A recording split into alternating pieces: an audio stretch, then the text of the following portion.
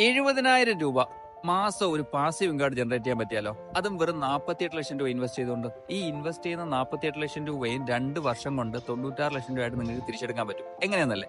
എന്റെ ഈ ഫ്രണ്ടിൽ കാണുന്ന ബിൽഡിംഗ് ഉണ്ടോ? ഈ ബിൽഡിംഗിൽ ഇപ്പോൾ ഒരു സ്റ്റുഡിയോ അപ്പാർട്ട്മെന്റ് കിട്ടുന്ന റെന്റ് 70,000 ദിറംസ് ആണ്.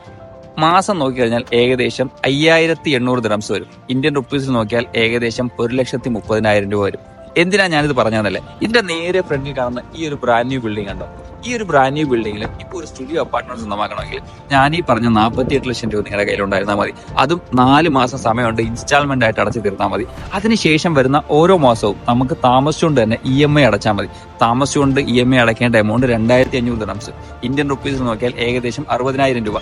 ഇതിന്റെ നേരെ ഓപ്പോസിറ്റ് കിട്ടുന്ന ബിൽഡിംഗിന്റെ റെന്റൽ വെച്ച് കൺസിഡർ ചെയ്യുമ്പോൾ ഈ 60,000 രൂപ കുറച്ചാൽ പോലും ബാക്കിയുള്ള 70,000 രൂപ ഒരു ഇൻകം ആയിട്ട് നമ്മുടെ പോക്കറ്റിൽ വരും. സോ ഇതുപോലുള്ളൊരു ഇൻവെസ്റ്റ്മെന്റ് ഓപ്പർച്യൂണിറ്റിയാണ് നിങ്ങൾ നോക്കുന്നതെന്നുണ്ടെങ്കിൽ എന്റെ ഈ അക്കൗണ്ട് ഫോളോ ചെയ്തോ. കൂടാതെ ഈ പ്രോജക്റ്റിനെ പറ്റിയുള്ള കൂടുതൽ വിവരങ്ങൾക്ക് താഴെ കാണുന്ന നമ്പറിൽ കോൺടാക്ട് ചെയ്താൽ മതി.